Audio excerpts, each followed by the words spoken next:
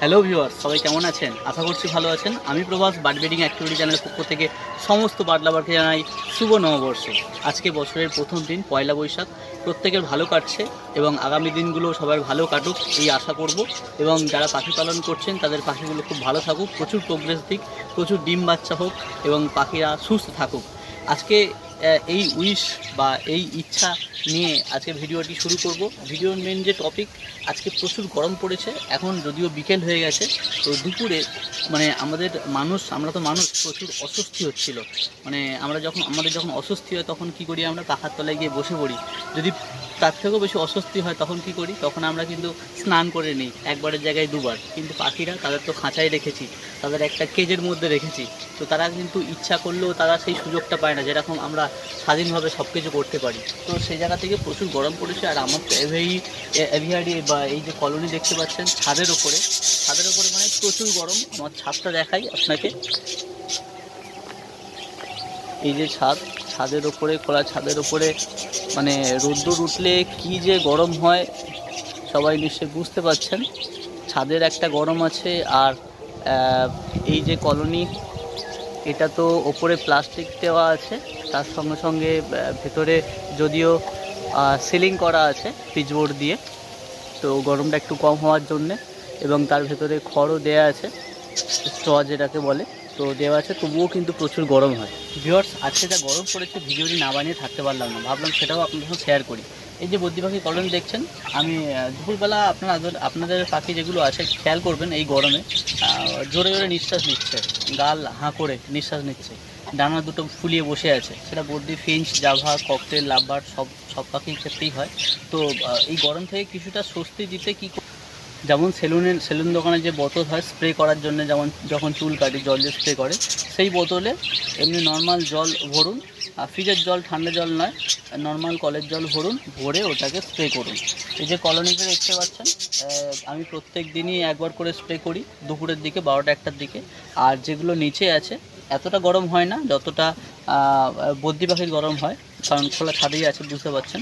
তো তাদের ক্ষেত্রে একদিন ছাড়া আমি স্প্রে করি।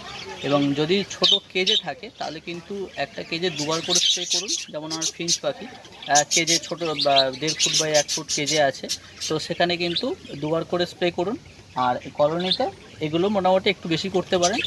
আর আমি যখন স্প্রে করছিলাম তখন পাখিটা খুব ভালো ফিল করছিল, অনেক পাখি তো সামনে চলে আসছে স্নান করার জন্য। আর ফিঞ্চের ক্ষেত্রে কী হয় বা জাভার ক্ষেত্রে কী হয়, অনেকে আমরা কাপে জল দিই, ইভেন আমিও দিই।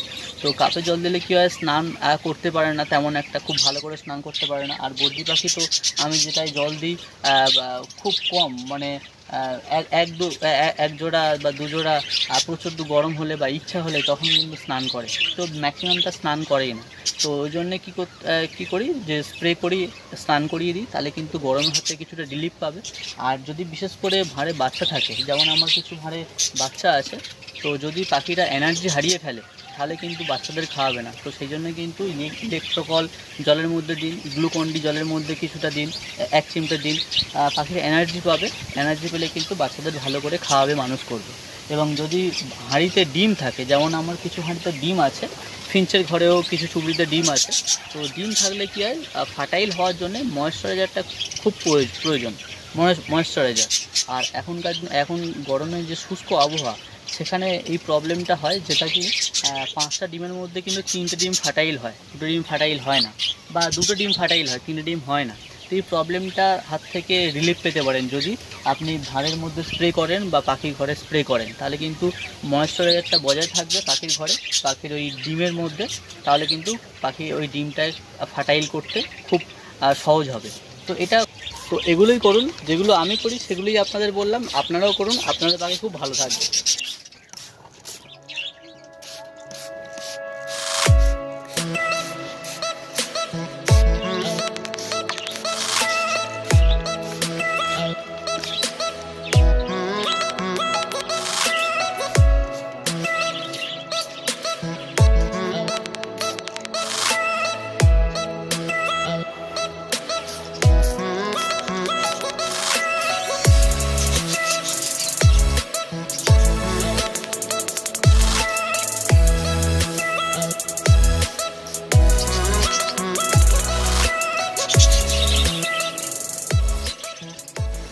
তো ভিডিওটি কেমন লাগলো জানাবেন কমেন্ট করে, যদি ভালো লাগে লাইক করবেন, আর যদি এখনও চ্যানেলটি সাবস্ক্রাইব না করে থাকেন তাহলে এখনই সাবস্ক্রাইব করে অল বাটনটা ক্লিক করে দিন। এবং আমি প্রতিনিয়ত পাখি নিয়ে নতুন নতুন ভিডিও আপনাদের সঙ্গে শেয়ার করি, যেগুলো হয়তো আপনাদের ক্ষেত্রে কিছুটা হলেও কাজে লাগবে। তো চলুন, দেখা হচ্ছে পরের ভিডিওতে, ভালো থাকবেন।